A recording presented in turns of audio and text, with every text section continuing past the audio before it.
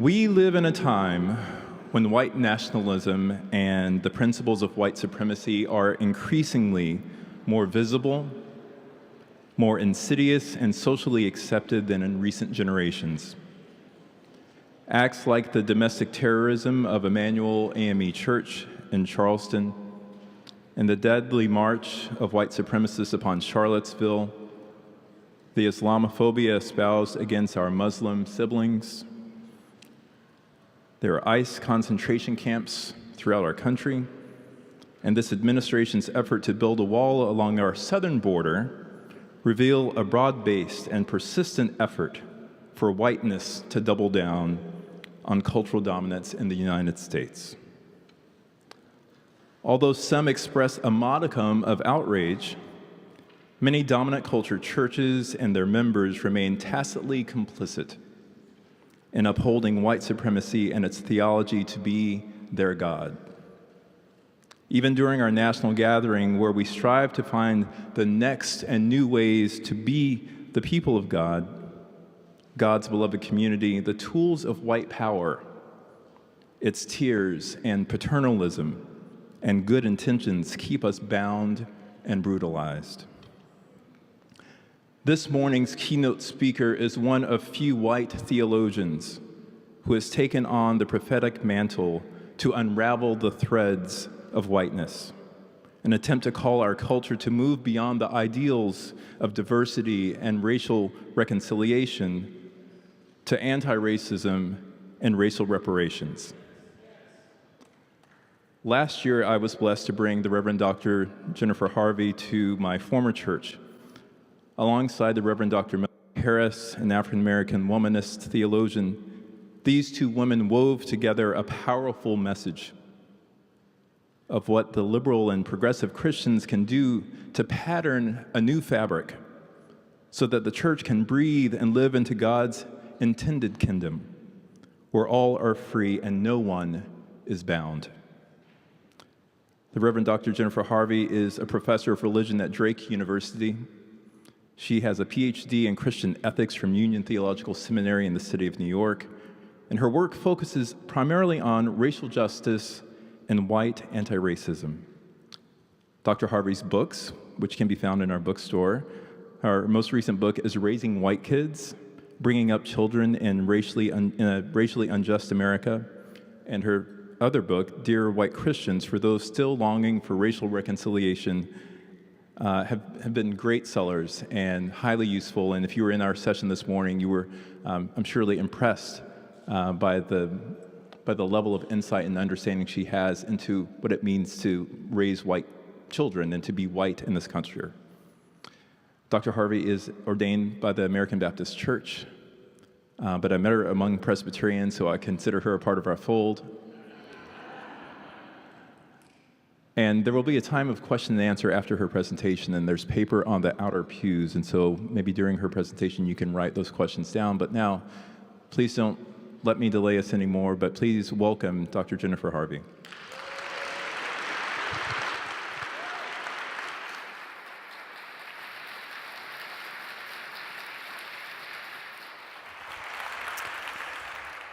Good morning. Thank you so much, my friend Bertram Johnson, for that loving introduction. And I just want to thank those who have extended the invitation for me to be with you all. And now I'm part of the Presbyterian family. It feels like such an honor to be with you and in this space. And I also want to just say this, because this is not always the way. You all are organized. Presbyterians have it going on. I have never been so well hosted. So, thank you. Let me tell you, my family benefits from that when I go back home, and good hosting has happened. So I'm appreciative to those of you that have done that. Reverend Brown poured out some love from this pulpit last night. And in the form of truth-telling. And so I think I feel honored and a little daunted And so I think my prayer for myself this morning is that the words of my mouth and the meditations of my heart would do honor to the love that she poured out here last night. So I hope you will pray with me as we speak this morning. I'm going to talk about Ruth 2 a little bit. This text that seems so removed in some ways. You know, this text about Ruth and Naomi, it's about 2,500 years old. We are an interesting people, we Christians, reading these ancient texts. And actually, the story itself is set about 5,000 years ago. So how could this possibly have anything to say to us? Well, Ruth and Naomi lived in a time of great uncertainty and unrest. There was a lot of violence, lots of poverty. People were dealing with famine, aka extreme weather. And that famine was disrupting economies, and there were borders and boundaries all over the place. And there were as many people trying to cross borders, running toward food and safety or away from wars and suffering, as there were others insisting that people who cross borders should be treated at best as hostile, unwelcome strangers. These were very complex and difficult times. And we know something about this, don't we?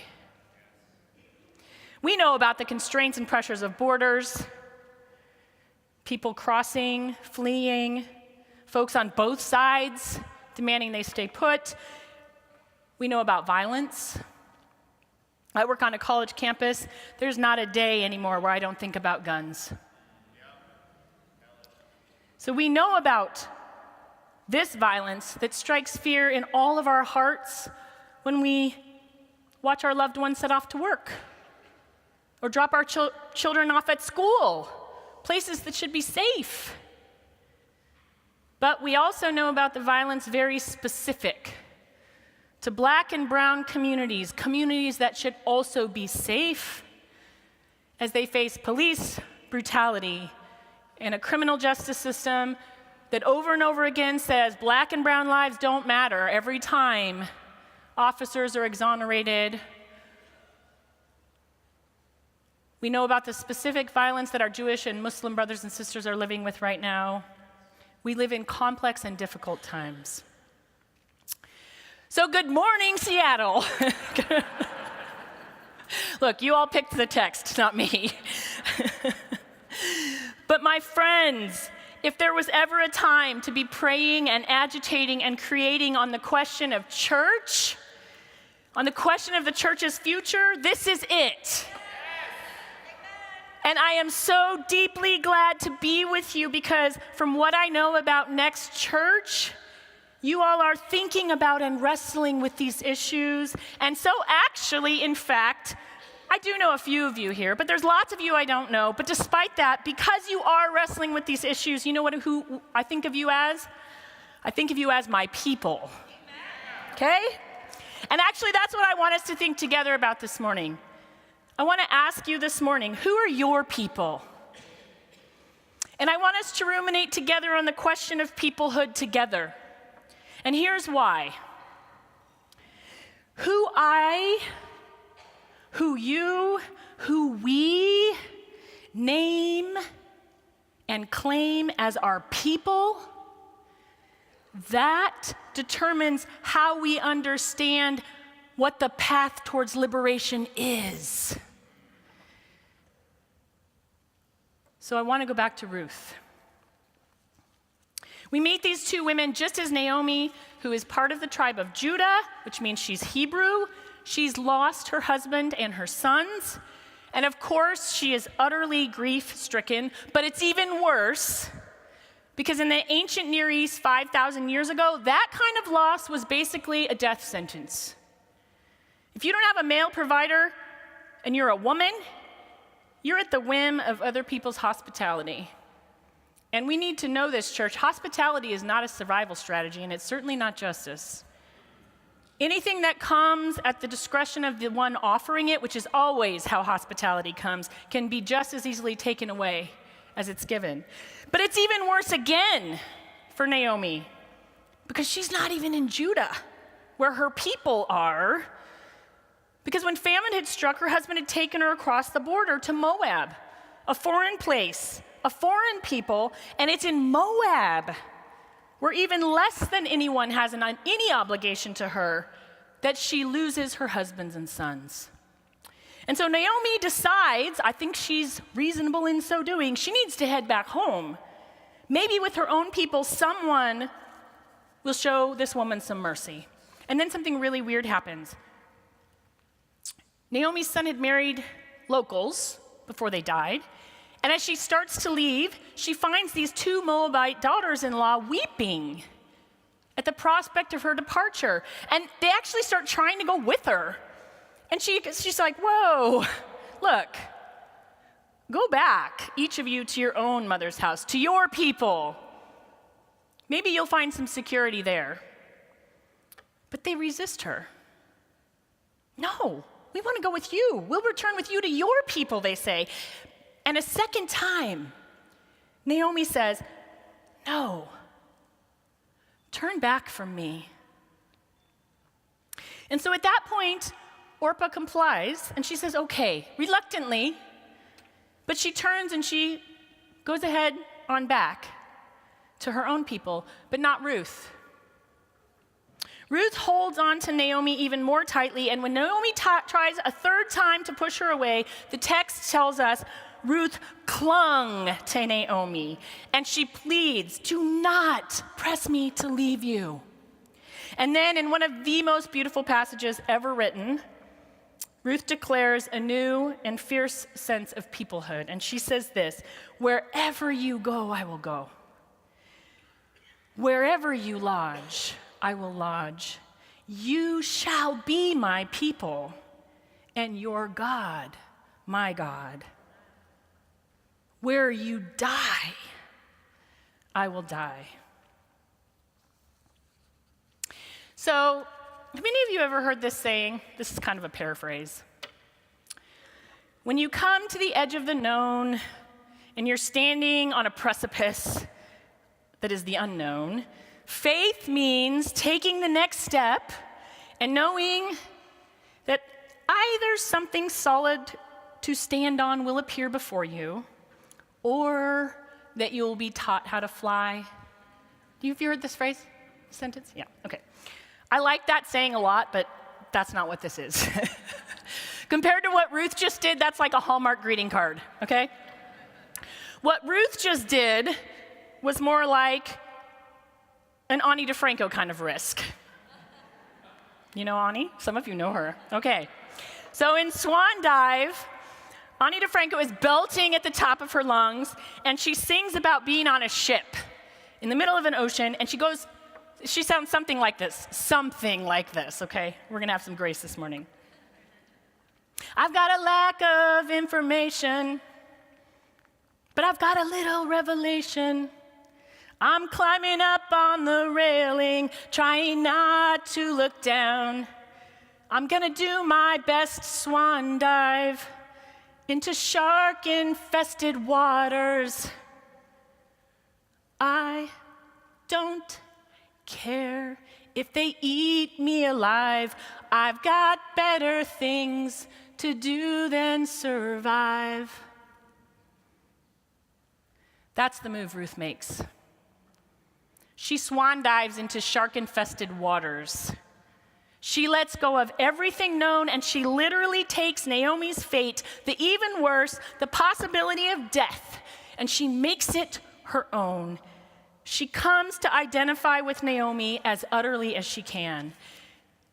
And here's the thing, friends. I don't know why she does that. Actually, I don't think Naomi quite knows either. Actually, I think Naomi thinks Ruth is a little bit nuts. Because you know what Naomi says in response to Ruth? Do you remember what she says? No, you don't remember because she doesn't say anything. She says exactly nothing. You want to talk about dissonance? That's some dissonance right there. Ruth is just like poured out her heart in this big, beautiful declaration. And then the text tells us, Naomi said no more. And I'm like, ouch? Like, I'm no pastoral care counselor, but I'm pretty sure that if someone gets that vulnerable, you're supposed to say something. But Naomi doesn't. She doesn't. But she does stop pushing Ruth away. And she lets Ruth go with her, and they cross the border together from one people to another people, now joined together in peoplehood. So how do we understand this? Did Ruth just make the biggest sacrifice ever? Or did Ruth just declare her understanding of the path towards liberation? I want us to ruminate on peoplehood together this morning. Because peoplehood is fundamentally about the future of the church. The very questions you all are praying and agitating and creating about have to do with this. Who are your people? And how do you show that? So, my brothers and sisters, I will tell it. Race sits at the heart of this question of peoplehood. And that's true no less so for the church right now than for the nation as a whole. We have been reeling in this country, in the churches as well, in very explicit ways since at least 2014. I've told parts of this story in other places, but it's a story we cannot overtell, because ever since the word Ferguson, a place that so many of us had never even heard of before August 2014, ever since that word came to echo its devastation in our public discourse, we've been reeling with this collective, profound, moral, spiritual, racial, and political dissonance. And then after Ferguson, it was Baltimore, and Cleveland, and Charleston, and Charlotte, and Minneapolis, and Tulsa, and no doubt Seattle, and Standing Rock, and Flint. And I noticed early in this reeling that among my white brothers and sisters, the dissonance was cause for surprise. Disbelief almost, as in, what? What is going on? We're still this racially alienated from one another? We still live in worlds this different? What do we do with this? And that all began well before November 8th, 2016. Does anyone here remember life before November 8th, 2016? Jesus, help us. Since November 28th, 2016, the questions have sounded more like this. How did this happen? Who did this? Okay, so I've listened to my brothers and sisters of color also acknowledge the dissonance these many years, but their responses have not been soaked in the surprise of disbelief. No. What I have heard from my brothers and sisters of color is outrage. And yes, despair, but not a resigned despair, more like a fierce despair, as in enough, basta, bitterness, you will call me Mara. Yes. And since November 8th, 2016, I have heard this. What are you talking about? Who did this? We have been telling you this for so very long. So friends, I know you know, since the election, there's been so many more words. Charlottesville, family separations, that means toddlers in cages. The Tree of Life in Pittsburgh. And I know this is hard, but Reverend Brown told us last night, the call is to lament.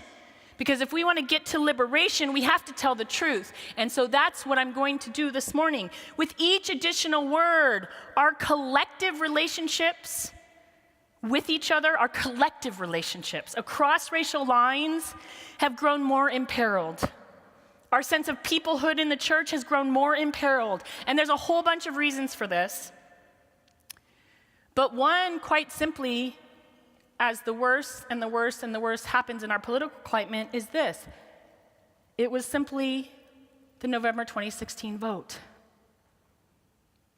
The white vote in our most recent presidential election sits like a gaping, traumatizing wound, a wound upon a wound. And our churches are by no means exempt, even the liberal ones. And on top of that, the collective impact on the vote, the demographics of it have meant this. It has meant that in predominantly and historically white congregations and denominations, we've kind of sat sort of vexed. Because of the vote,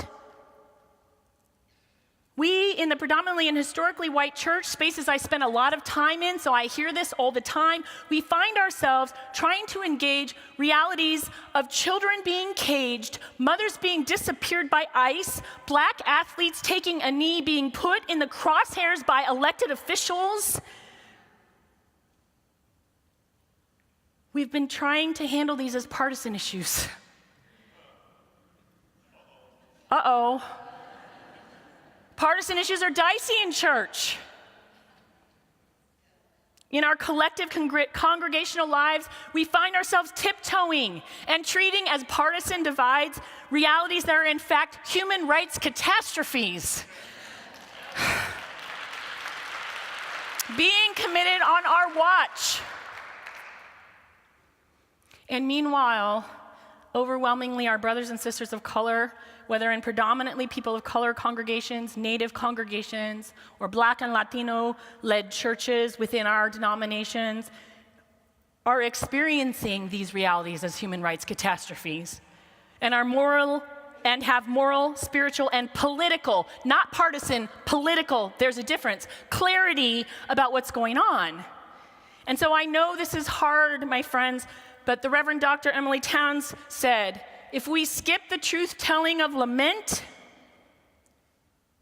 we essentially exchange the possibility of paradise for the allure of a theme park.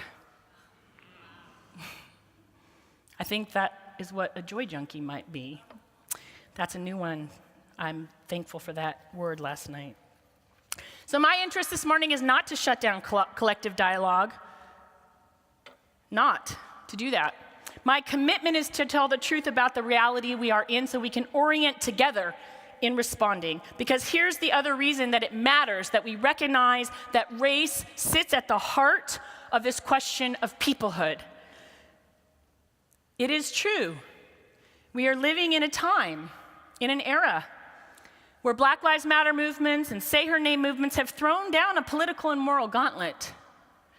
And we are living in an era where we are actually having conversations about Muslim people being banned. And we are living in an era where, I kid you not, kids in Des Moines public schools watched a mother be taken by ICE in the parking lot after school this week in Des Moines, Iowa. And we are living in an era where a creeping but very bold white Christian nationalism, small c, is taking up more and more of our political bandwidth with each passing week. This is all true. But we have hundreds of thousands of people who have gotten into the streets. We do, including lots of white men and women showing up like they have not before. I have seen local churches in Iowa mobilizing in ways that I have never seen before in my 15 years there. And we have this incredibly persistent, visible National Poor People's Campaign, a multiracial movement called into existence by the Reverend William Barber. Friends, we have powerful resistance happening in this country. I feel great energy about that. And here's the open question. Here's the question. The question that is open is, can we turn the massive resistance and mobilizing that is happening in this country, oftentimes participated in or even being led by faith communities, including Christian communities. Can we turn that movement and resistance into critical anti-white supremacy, pro-Black, brown, Native lives movements? Can we do it? I think our very lives depend on how we answer that question.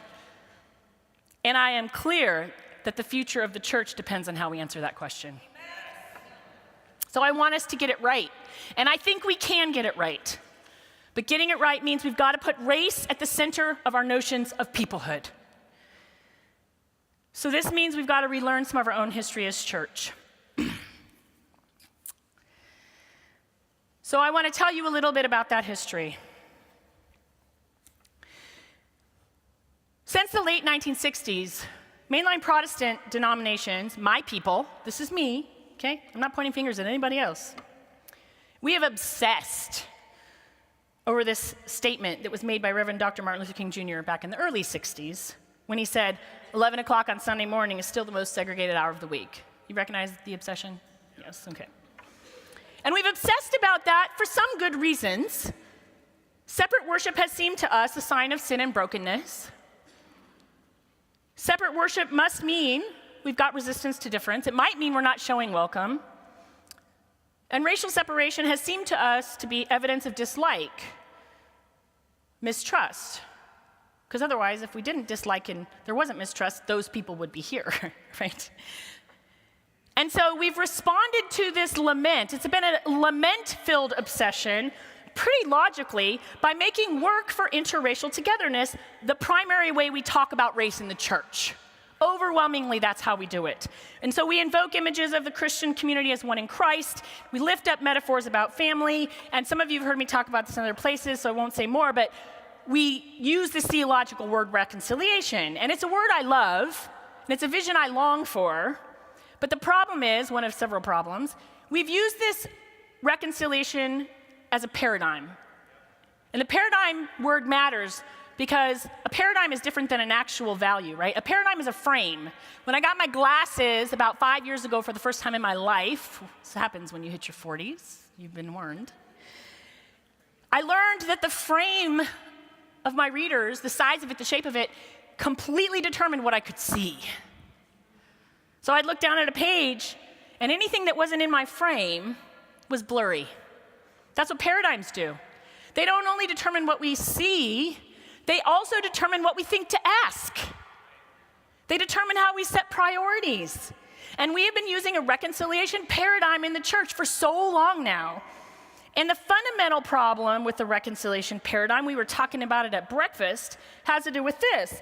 It fundamentally rests on this assumption that our differences are simply about celebration and embrace. We just need to better celebrate and embrace our differences. I need to come to better love your blackness or your nativeness or your Latino-ness, and you need to come to better love my whiteness. See, that doesn't work, right? It's morally incoherent. Even when we talk about white privilege, which we must, even when we talk about having a just reconciliation, which I heard folks engaging Reverend Greaves about yesterday, when we were talking about native, non-native relations, at its core, the reconciliation paradigm presumes that there's a moral, spiritual, cultural parallel in our racial identities, and it's just not the case. And it's also historically incoherent. Because the truth is, if we want to make reconciliation or beloved community, the other way we sometimes talk about it, if we want to make that the takeaway from the civil rights movement, we have to be willing to say the movement ended in about 1964, which is really early. Because by the mid-1960s, Black Power movements had already expressed disappointment with civil rights. And by 64, when fires consumed Rochester, New York, in response to, surprise, police violence against black communities, 1964, 2019, organizers there said, it's not the right to vote, it's not immigration, that's not our problem, it's access to jobs. And by the time Detroit was in flames in 67, Black Power had thoroughly critiqued civil rights analysis of the actual racial situation in the country, as well as civil rights solutions. In Black Power's analysis, the primary problem just wasn't segregation. Certainly, Black Power activists cared about that and wanted legal equality, but the fix wasn't legal integration. It certainly wasn't reconciliation. The problem was power and systemic white exploitation. And that critique is part of our own church story, too. But many of us were not taught this story. I'm just going to give you 3 little snippets of it. The first comes from the Episcopal Society for Cultural and Racial Unity, which was a civil rights group that is remembered as one of the most important civil rights groups in the church in the 60s. And ESCRU accomplished many important things, but one of ESCRU's goals became the goal of ending all single-race parishes in the Episcopal Church. This made sense. If you had said the most significant problem with a single race parish is that it's evidence of the sin of separation or segregation, then you work to realize reconciliation as your goal. So Esker's reconciliation vision couldn't see the difference between a black-led, all-black parish and a white-led, all-white parish. Those are not morally parallel. And so Esker supported the denomination actively in closing down financially struggling black parishes in the 60s and integrating them into the white church. Oh, yes. By the mid-60s, black priests who had been central in Esker's work, ardent supporters of integration, they realized Esker's advocacy was eroding their own power, and so by 68, they had moved out, and they founded the Union of Black Clergy and Laity. Second example comes from the National Council of Churches, the Commission on Race and Religion, another group historicized as having been very effective in its first 2 years. And black and white Christians had been active in the NCC Commission together, but church historian James Finley claims that by 65, notice how early that was. I didn't know we were there in 65. By 65, the commission had lost steam, he writes. He says that white laity quit showing up to support civil rights after 1964. Voting rights was one thing, but when the issues became resources, we didn't have as much enthusiasm. So in 65, when Benjamin Payton, who was the first black director of the commission, started his tenure, he said, "The rights which have been couched in law," that's civil rights talk, "are now," 1965, "being sought in life as practical social and economic matters." That's black power talk in the church in 1965. And in 66, Payton called black members of the commission, the NCC, to form their own group, the National Committee of Black Churchmen. And that same year, the National Committee of Black Churchmen published a statement in the New York Times and Chicago Tribune for all the world to see. And there they raised concerns about King's strategies, questioned in public the commitment of King's white Christian supporters, and made a theological case for black power. And as black power became more and more compelling among some black Christians, alienation within mainline Protestant churches between blacks and whites deepened, because white Christians who had been allies in civil rights utterly rejected black power. Finally, from this part of our story, May 4th, 1969, we're coming up on the 50-year anniversary of this. On the heels of the devastating assassination of King and many other civil rights disappointments, James Foreman, with a cadre of support from various parts of the black community, interrupted worship at the Riverside Church, and from there read the Black Manifesto, and I'll just read a small part. He says, "We, the black people assembled in Detroit, Michigan, we are fully aware we have been forced to come together because racist white America has exploited our resources, our minds, our bodies, our labor. We are demanding $500 million from Christian white churches. This is not a large sum of money. We know the churches have tremendous wealth, and its membership, white America, has profited from and still exploits black people. $15 for every black brother and sister in the United States. It's only the beginning of a reparations due." And the manifesto went on to specify very clearly how the $500 million would be allocated. Now,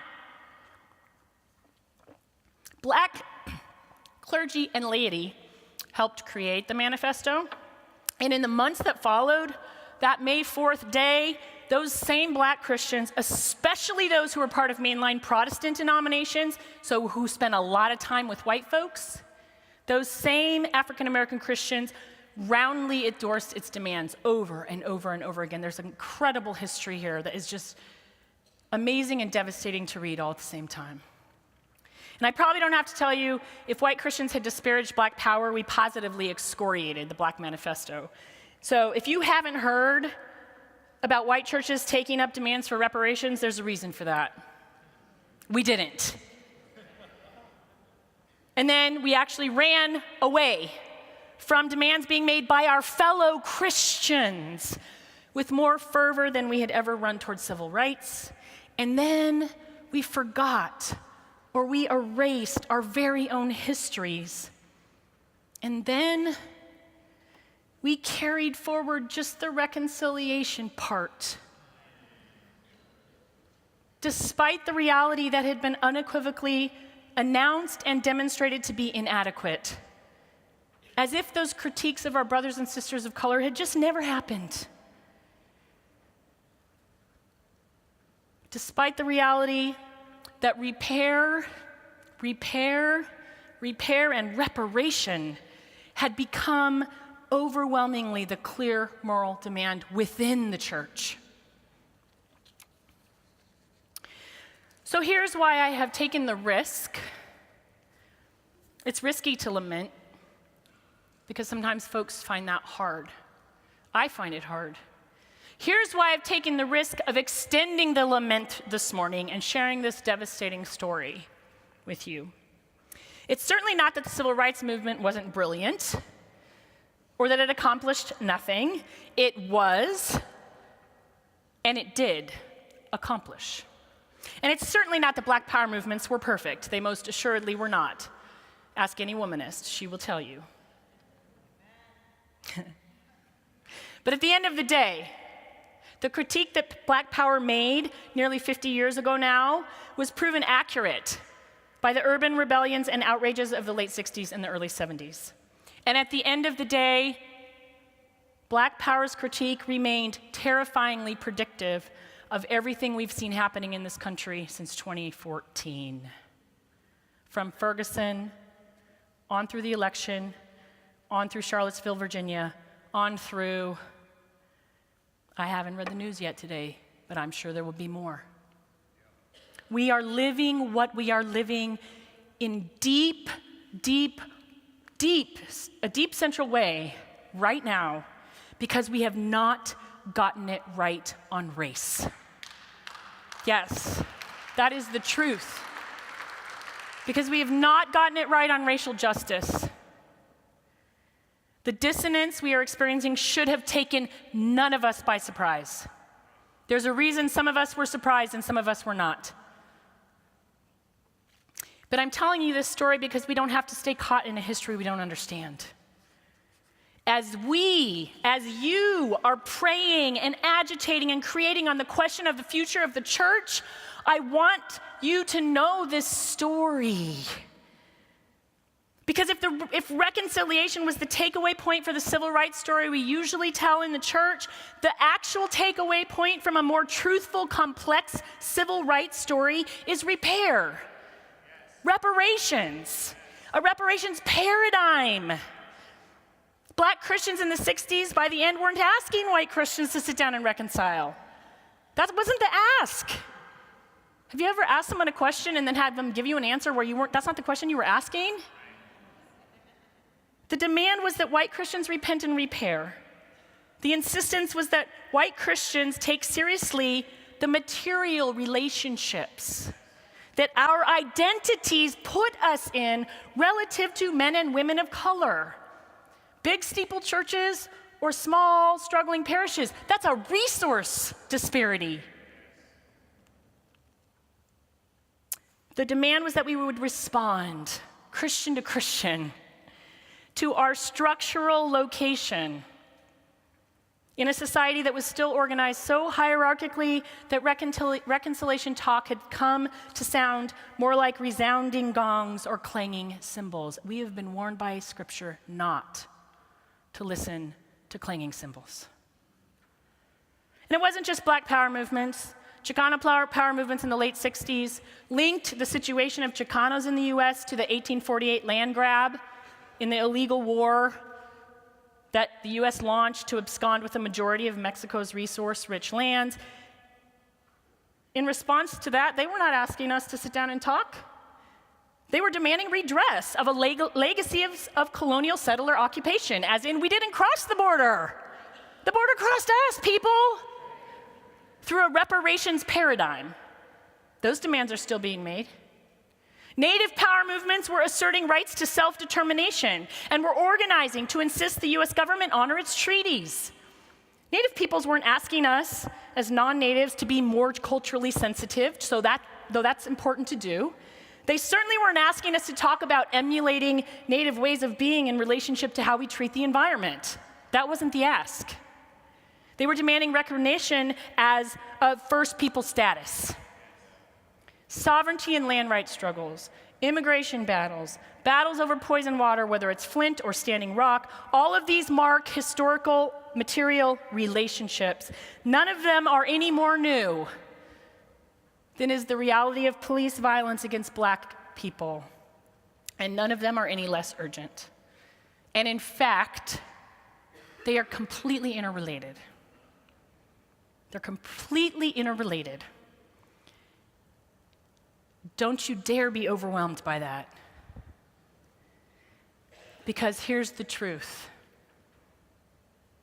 The fact that they are interrelated, but that race sits at the center, means we can start the work wherever we are, as long as we're getting it correct. Our ability to create a truly just and liberative vision for the future depends on us understanding and getting these interrelationships correct right now. But the flip side of what might seem like a challenging truth is that if we do get it correct, we're in the majority. There's been hundreds and thousands of people in the streets. If we can get this piece correct, we can win the vision. The flip side of this devastating story is that we could decide that instead of just surviving these complex and difficult times, some of us surviving much less than others, we could choose collectively to thrive. I don't think Ruth chose sacrifice that day. I don't. I think Ruth chose her path of liberation. For 2,500 years, diverse peoples across the globe have been claimed by this story, and we've told our own story through the story of these two women, of what it means to be a people, of what peoplehood looks like, of what it requires, but also what it can call into existence. Because what it means is that when we're joined in authentic connection, we actually can experience life, even in the most impossible of circumstances, even through devastating grief, amidst realities of violence. Do you remember this? By the time we get through the book of Ruth, Ruth has managed to feed and nourish her own body and this body of this woman that she is now people to by gleaning in the fields, gathering the leftovers. And together they've used their minds to trick powerful men, we need some of that right now, into doing what they need them to do to get some protection. And they show up boldly in spaces where women are supposed to be timid, if present at all.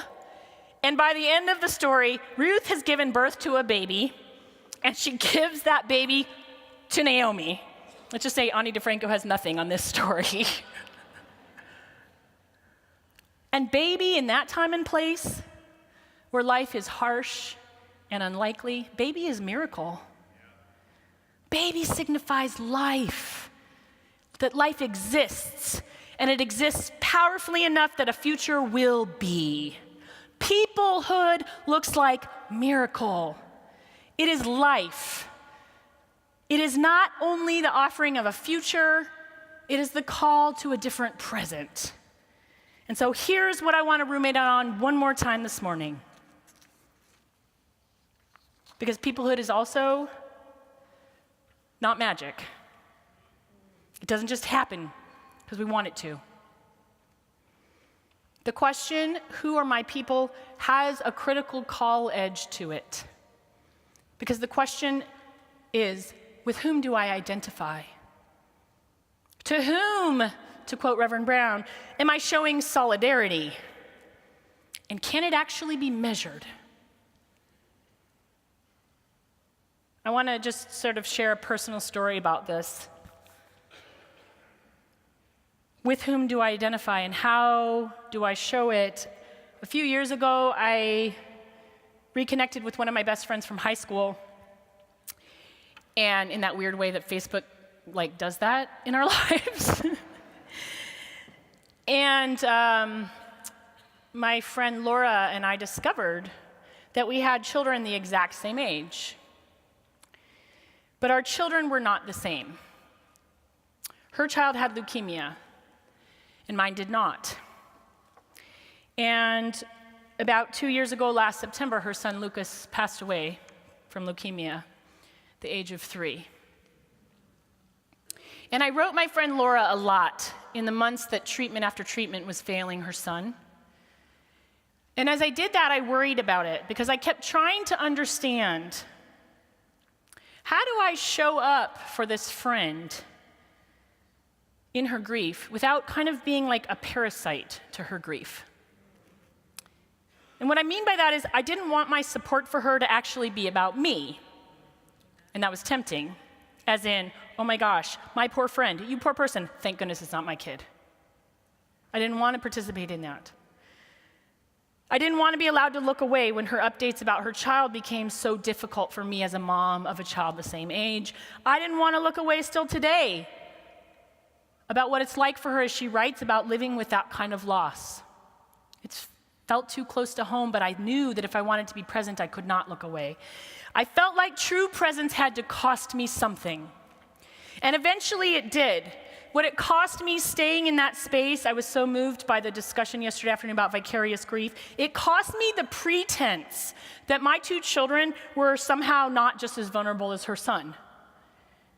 I lost the fantasy that so many of us parents need, that my kids are always going to be healthy. I don't know that, because there was no difference.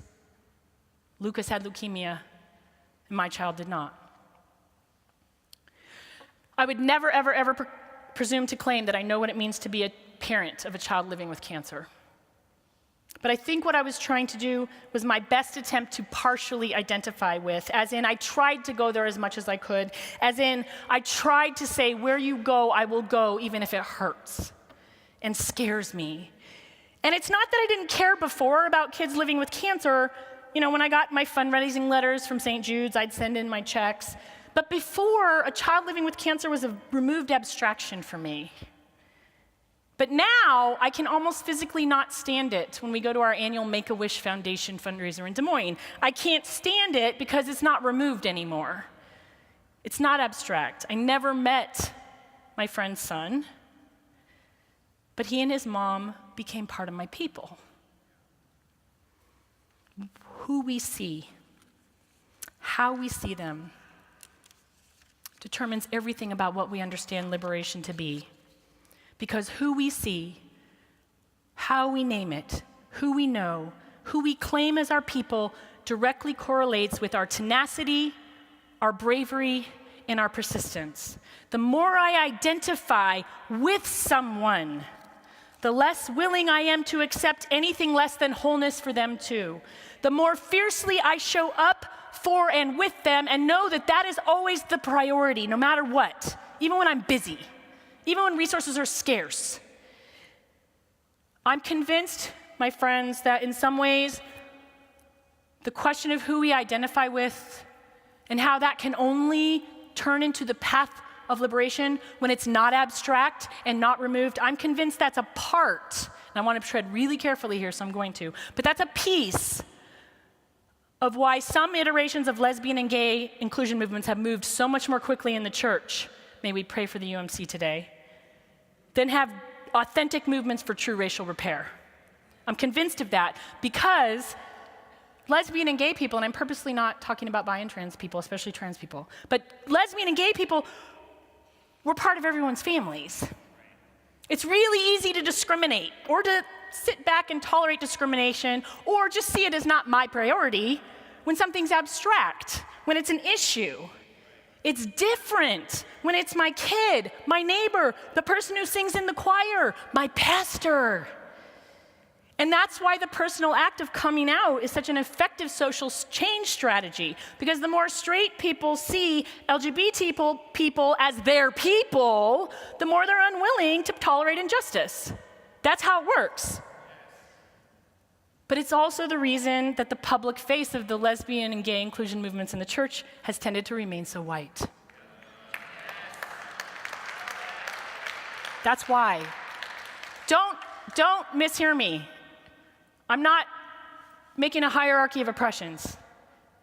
And I am all in pro-LGBT inclusion in the church. But it is easier to identify and get off the sidelines when it's your people. And so who are your people, church? Because by the reason of those very same dynamics, here's the truth. White Americans, including white Christians, we are going to have to hone in hard. We're going to have to decide to become tenacious in identifying with the resistance and struggles, the movements for liberation happening right now among black and brown communities. Struggles for liberation being waged all over the country right now, including in our own congregations and denominations. And the truth is that so many of us white Americans just don't see people of color as our people.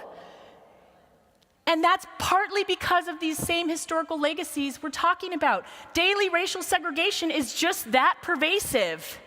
So anti-black violence and racial profiling of Latinos remains abstract for many of us. The history there makes the border between Moab and Judah just thicker and wider. So we have to hone in and decide, who are my people? How am I showing that? Don't get me wrong, Black Lives Matter movements, dreamers, Native peoples are waging sovereignty struggles. These communities aren't sitting around waiting to see if we'll decide to show up. If we'll decide to show up with fierce loyalty, like Ruth, they already know who their people are. They already knew what we prayed together, the words of St. Audre Lorde. It's better to speak than remain silent because we were never meant to survive. They already know that. And I believe that the call to us in the church is for white Christians who want to be tenacious participants in ending anti-black and brown violence in this country. And we do that first by ending it in the church. We're going to have to allow ourselves to be claimed by a story like Ruth and Naomi's. We've got to become gripped with this question of peoplehood. With whom do I identify? How do I show it? Is it measurable? And if we would do this internally, church, do you know what we would accomplish for this nation? We might stop trying to resuscitate bodies that are already dead and instead show that we believe the claim of resurrection. So let's just imagine this. What would happen in the public national discourse in a week of news where we hear about white folks cheating to get even more access to higher education? They didn't need to cheat. What would happen in the national public discourse in a week where that's the news if a whole public bunch of Presbyterians backed the justice claims that black seminary students of Princeton Theological Seminary are making right now? Right now. About the endowment, about how much of it should be paid as reparations, and exactly where it needs to go. See, sometimes in white communities are like, I don't even know what to do. And I'm like, you know what? We just have to pick up the newspaper. People of color are telling us all the time. It's not really about not knowing what to do. It's a matter of will. You know what would happen in our national public discourse is if a whole public bunch of Presbyterians made that a public move? Oh my gosh, the church might come to life. What would happen in our public discourse? How would our discussion of the environment change? Discussions of land and sovereignty and self-determination and the environmental crisis of pipelines. How would that shift if our synods moved forward with work I heard spoken of to Reverend Greaves yesterday, debates about land redress, It's the Dakotas land. Reverend Grief said, well, let's think about this. If I came into your house and stole your TV, what would you think was required? You know what would change in our national public discourse? I'm not just talking Presbyterians, I'm talking about the church. If we had a serious conversation about land, our bodies that are dying, we might stop trying to resuscitate them. They are not coming back to life. But we might show that we believe the resurrection and become a resurrection people. I don't even know what would happen, but I want to live in that world. Yes. I want to just close by saying clearly, Ruth did not save Naomi. She did not. Naomi didn't need saving. She knew where she was going. All Ruth did was simply but fiercely put her own well-being literally on the line by taking Naomi's fate as utterly as she could, making Naomi's plight her own, and then journeying with her into shark-infested waters, because the waters are infested with sharks, people. It is worth noting, too, that in the entire book of Ruth, Naomi never thanks Ruth. She doesn't. Actually, she hardly speaks to her. Ruth stayed there anyway. In fact, anytime Ruth is remembered in the later writings to future generations, she's actually described this way. And then there was Ruth, the Moabite. That's it. That's pretty much what Ruth gets. Identification with, as in wherever you go, it has to cost something. Oh, it has to cost, or it's not authentic. But even then, it's still only partial. I don't know, I don't know what it is to be my friend Laura. And the strongest heterosexual ally does not live with the constant vulnerability of never being totally sure what's going to happen the next time you come out. And I'm certainly not suggesting that for white Americans there's any easy identification with resisting black and brown communities. And there's certainly no easy identification with the lived experiences of Native peoples. I watched you all beautifully try and articulate and find that yesterday, and it was a gift to be present to hear that conversation. But I am insisting this. Our tenacity and our fierceness depends utterly on who we see and how we see them. Who are your people? Who are my people, and how am I showing that? And I am insisting this. How we publicly answer that question. Publicly answer that question, not only in one-on-one relationships where we want to make nice. How we publicly answer that question will do nothing less than determine the future we create together as church. And I am insisting this. Even as we're all moving through frightening, complex, difficult times, there is life and liberation in committing to the question. And I am insisting this. Peoplehood, true peoplehood, creates staying power. And that's what we need in these days, is staying power. So may it be so. Amen.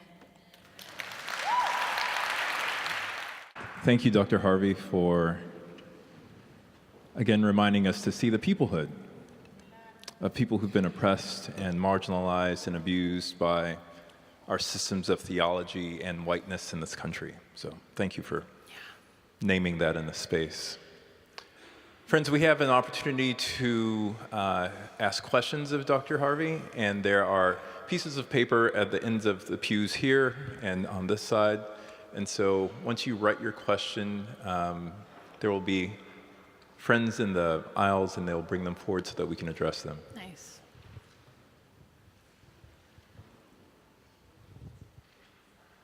Do you have some? Oh, do I want to start? Oh, yeah, that's right. Just put you right on the spot there, Reverend. I was taking notes. Well, I can ask this question. So, do you trust white people to do the work on their own? Because I'm often in situations, let's just say in the church generally, and I find white colleagues and congregants who want to, like, oh, let's come together and share your story, and I'll share my story and you share mine, or however that goes. And like we'll just learn to trust each other more, and because of that, the relationships are going to change. And personally, that's exhausting, and I know I've heard a number of my people of color friends and colleagues talk about how exhausting it is to be in white spaces. And so do you trust white people to do the work on their own, not dependent upon people of color? Yeah. So what I really appreciate about the question is that the reality of white supremacy in our collective lives has created all of these paradoxes that are really difficult. And I think we're better off if we name them, because what we have to try and do is navigate them. Because the short answer to your question is no. I mean, if we should trust white people, we wouldn't be having this conversation today, right? But on the other side, as you acknowledge, like, it's not only exhausting, which I also hear, it's also not rational for people of color to trust white people. People of color are wise and smart. And the history does just not bear that. So we have to do both and.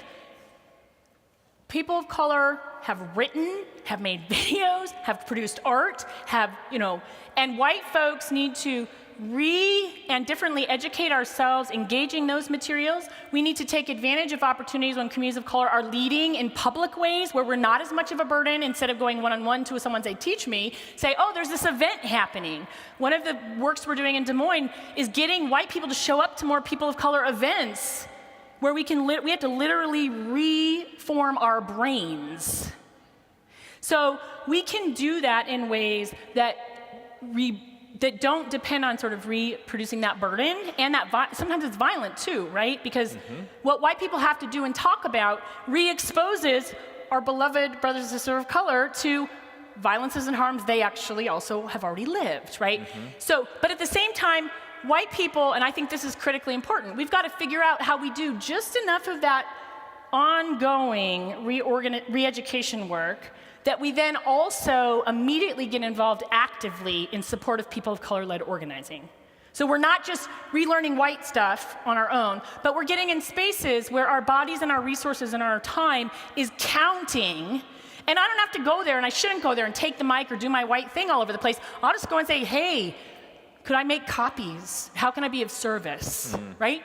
And we get re-educated in those relationships too. So we gotta be concrete. We've got to do sort of some of the internal stuff, but it can't immediately in any kind of church programming that's attending to that, we've got to figure out, okay, where are the connection points where we're building in accountability, making sure the resources are getting directed back outwards in concrete ways, and sort of do this both and all the time. Great. You talked earlier at the beginning of your talk about lament and the call and the need for confession and repentance. Can you give us examples of what you've seen lament look like in your work and in your studies? Or are there examples of what lament looks like? Well, I would say give two examples. In my own personal journey, there was a period of time at Union Theological Seminary. There may be folks in this room, actually, who nurtured this work. When I was sort of struggling with what it meant to be a white American as a 21-year-old running around New York City going, oh, I love the Black Christ, and these men and women of color there being like, okay, you need to slow down a little bit. And what this community did in this really complicated way was I had nothing to do with it, I got formed through it. A few white students, and mostly students of color, organized this sort of series of worship services where we remembered the middle passage. And it was hard to be there and be a white person. And then we also, they did this collective service, and there was lots of lament. And then they made us, and I was like, what are you doing? They made us go off on our own, right? So we had these white services. I was like, what? We're gonna go confess by ourselves? I need to confess to that. And they were like, Jen, right? No, we need to confess and not, right? And that's when I started going, oh, there's a path here, right? And the other thing I just wanna say is that in Des Moines, right now, because of some of the dynamics we're talking about silence and vexedness in white churches, we have been having on the first Sunday of every month this very ecumenical, messy, but public worship service. It's a service of lament and confession. And we've called folks out of predominantly historically white churches to come together and have these public services. And from the beginning, those of us that were sort of agitating for this said, it's got to be public. This is not going to happen inside buildings. We're going to go on the street. We've been calling ourselves We Are Church Confessing. We've had like 60 people at each service, and they've been lament-filled and confession-filled. And there have been people of color who have participated in some of the planning because they wanted to and been present. And so we've been very transparent about the organizing process while also remaining focused on, hey, look, we know who's in the pews in white churches and who voted for what kind of violence. And we've got to confess that. And so we've been doing that. And it's been very life-giving to me to be part of that. Can you say who that is again and where we can get information on that? You could just email me. It's myself. Like, it was an idea that I couldn't. We're called We Are Church Confessing. We don't even have a website because we've been trying. What? We Are Church Confessing. We Are Church Confessing. If you follow me on Twitter, you'll see about it. We've tried. It's not very organized. I mean, it's very organized. Like, we pull it off, but we didn't want to pull. Okay, that is funny, I guess.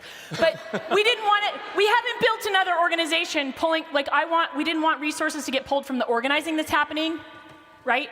We don't want it, but we did need to gather and lament together in public and be a witness into Des Moines so that when people walk down, they're like, what are those people doing? We're like, oh, we are confessing the white supremacy in the church that enabled this regime of evil to happen. That's what we're doing. Would you like to join us? And we've raised, all of our offering goes to family reunification, all of it, like 100%. So the only way to find us is to follow me on Twitter. We're tiny. This is a question from the floor. Can you speak to the identity politics critics? So the notion of identity politics, people who criticize that. Can you speak to that? I mean, it's difficult to do in sort of a general way because it depends what is said. I feel like so many of our arguments about race get really, like, our disagreements or our misunderstandings or our conflicts over race are always worse and more likely when we remain very abstract about it, which is why I always talk about history. Because when we talk about history, we are sort of grounded. And same with the arguments about identity politics. It's like, well, it depends on what's being said. You know, for me, I'm like, we've never just met a human being. You have only ever met a raced, classed, sexual-oriented, gendered, physical ability or disability person. And so I don't even kind of understand the critique. And what I do often find myself saying to people is like, look, if this is a genuine question, let's go there. But if this is just a way to fight, I'm not going to fight about that anymore. Like, I want to be talking to the folks who are like, no, we're moving. That's not a great answer, but that's the best I got. So this is relevant. Hello. Oh, this is relevant to the book you just wrote. There are two questions, but how do you speak to students and young people about reconciliation and reparations so that they can speak to the issues appropriately? It's so funny that that question came up because I was just with students on Monday, and they said to me, they were just reading part of Direct Christians. We've been talking about reparations. I live in Des Moines, Iowa. I teach at Drake University. And the students were like, you talk to churches about this stuff? They must think you're really out there. Like, do they actually want to talk about this? And I'm like, you know what? Whenever I'm in churches, they always say, what do your students think about this? And they were like, and what I tell my students, what I do with them is sort of like what we just did today. We talk about the history. And we talk about things like federal housing loans, and we talk about Social Security, and and I invite them and create space to ground them in the material realities of race in the United States. And from there, we always get to repair and reparation.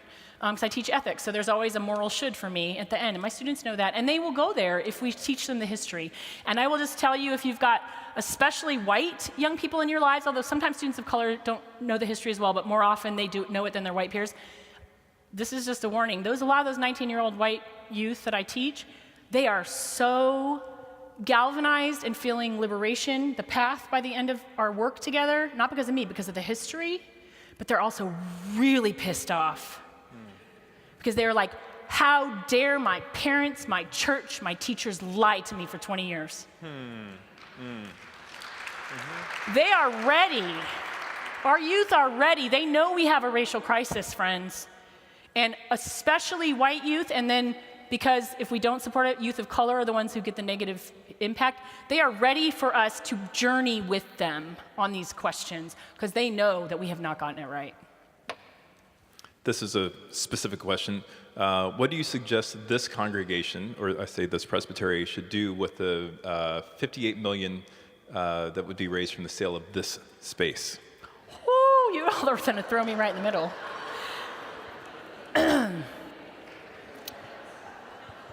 Or hypothetically, if a church... I feel like right now I need to pass the mic. I think there's some folks here who could tell you what you should do with that. Mm-hmm. I mean, I'm not being flippant. Like, I don't know. And one of the things I heard, is it Corey Greaves? Is that who we heard yesterday? Saying so powerfully yesterday was like, he was talking about, his words were, I know the river does not run backwards, but I know that now we've got to figure this out together.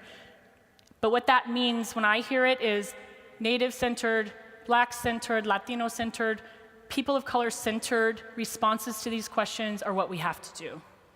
And so I wouldn't ever deign, as a total outsider, to sort of answer that in the concrete, but I am serious that there are folks here who would be able to talk with you about that, who have probably already been talking about it. And so what I would just sort of encourage you to do is listen. And then, but not listen forever. Mm-hmm. Right? Mm-hmm. We've heard enough.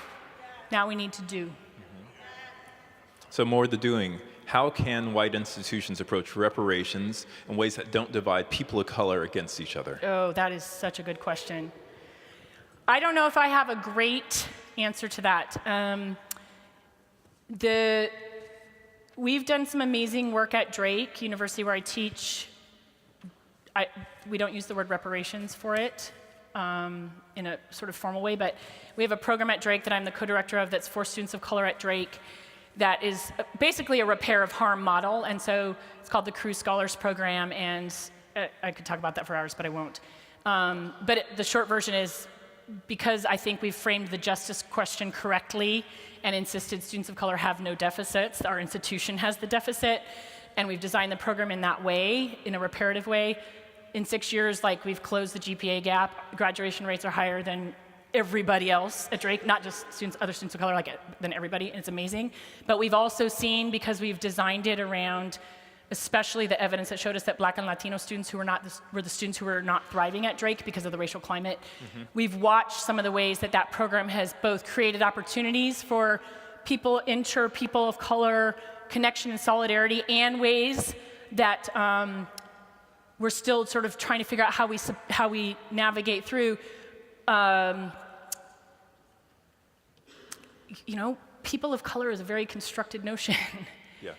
And so I don't know that we've done a great job, but I do know one of the things that we know we have to do is create and resource them many, many spaces where people of color communities can have those spaces without having to deal with white supremacy and white people, mm-hmm. be nourished and shown hospitality, be resourced. I don't mean hospitality like a charity way, but have resources so that communities of color can grow that, navigate those very difficult, real issues. And so that's one role a white advocate or anti-racist white response to me is just to sort of say, hey, this isn't the conversation would be appropriate for me to host, but I can ensure that the programming we're doing or the reparative work that we're doing recognizes white supremacy is always going to do this, and that we need to create spaces where those who are most harmed by white supremacy can be resourced to navigate and build connection across that together and sort of build coalition.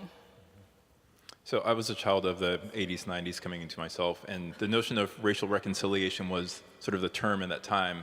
And you've moved on to reparations, but is the notion of racial reconciliation still redeemable?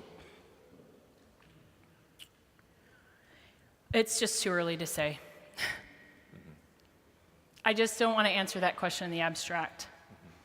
Mm-hmm. The womanist theologian and ethicist Marcia Riggs talks about,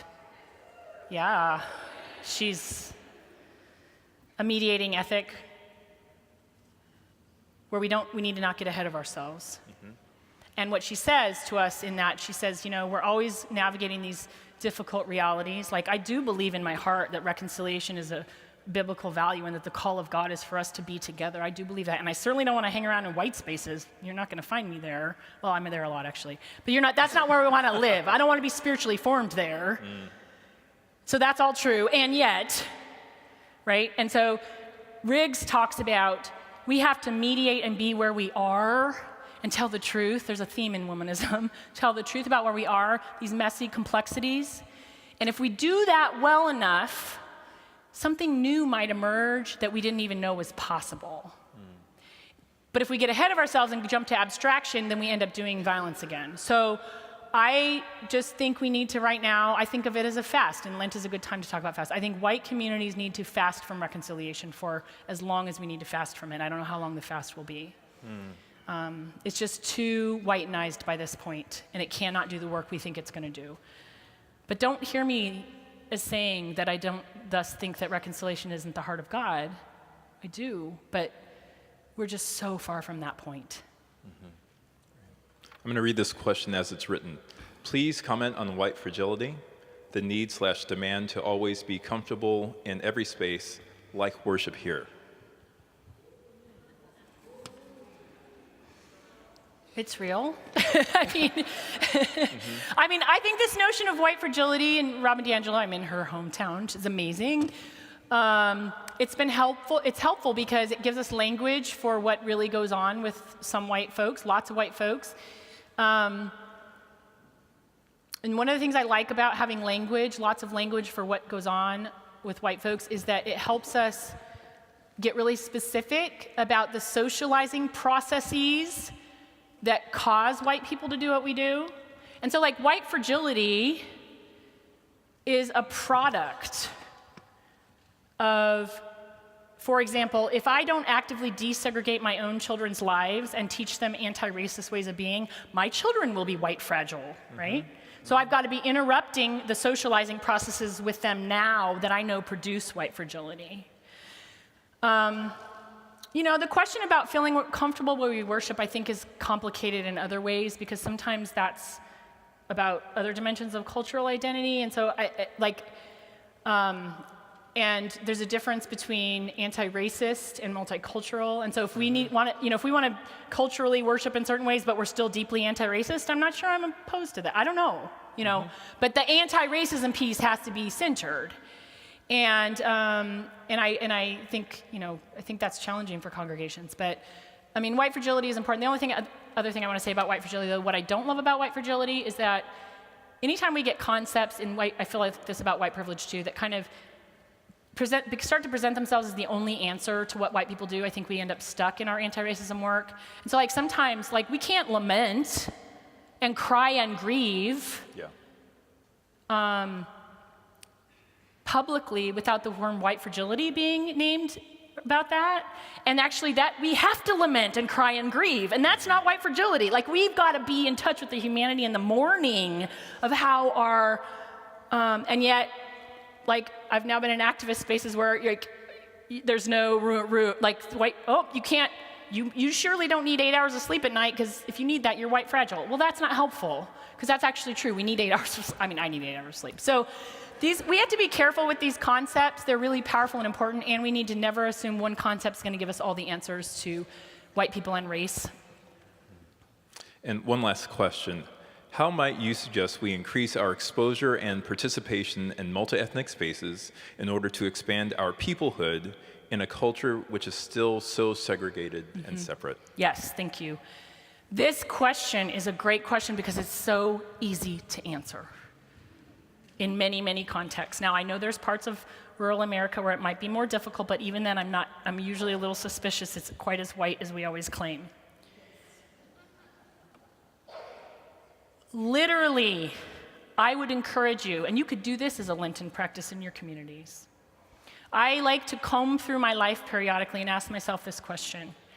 In my very precious little time and resources that are always in demand, who's getting my hours per week? What communities am I spending time in? Where am I volunteering? It's not at my kids' school. My kids don't need me to volunteer at their school. Where are my resources going? We have to, as white Americans, decide to simply show up. People of color are organizing, have communities, have church, have you name it, anywhere that people of color exist. And I think sometimes I've heard my students sometimes say, my white students, I don't want to go there because I don't want to be, they're trying to be respectful. Like, I don't want to be a burden. I don't want to be, right? And I'm like, you know what? I think what you're doing is you feel uncomfortable to go there because it's uncomfortable the first time you're a white person, you go to all people of color space. Let's not lie about that. That's because we've been white socialized. People of color do it all the time. It's also uncomfortable for them. Amen. And so I've said to my students, okay, there's a time and a place to, of course we should always be respectful, but most of the time when white folks are worried about going to people of color spaces, it's actually what we're uncomfortable about it, so we put it in their mouths and say it's about that. They haven't made clear I'm allowed there. If a community says don't come, of course you don't come, okay? But there is not a community in Des Moines, Iowa, Grub YMCA, St. Paul AME, the Racial Justice Task Force of CCI, where people of color gather, that anyone has said, we don't want white people here. So just go. And take the 2 hours you might be volunteering at your grandkids' school and go there instead. And what will happen is you might, now show up correct, okay? Don't go and be white obnoxious. Yes. Thank you. I'm not. There's a reason we don't sort of do this in mass. But you can do that. It takes very little reading to get some clear messages about how not to behave as a white person in a people of color dominant space. There's a list. If you haven't read, another Seattlean, Ijeoma Oluo's book, So You Want to Talk About Race, she'll give you the list, okay? Buy that book, So You Want to Talk About Race. Buy her book before you buy mine, So You Want to Talk About Race.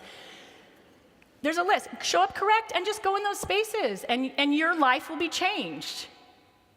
And your relationships will change. Who cuts your kids' hair? Who's your dentist? Where do you grocery shop? Day-to-day decisions we could make differently in most of our communities. If we just notice that we need to do it and just say, hour per hour. Who are you reading online? If you committed for the next year to 85 to 90% read journalists of color, especially feminist committed journalists of color, trust me, you're going to be caught up on all the news, okay? But you are going to see the world differently. Yes. Than you see it today if you mostly read white journalists. And that is a gift to give yourself. It's a gift that journalists of color give to this nation, and we need to support them, but we also need to reform our consciousness. Okay, I'm going to stop. Dr. Harvey, thank you so much for your generosity. Thank you, Bertrand, so much.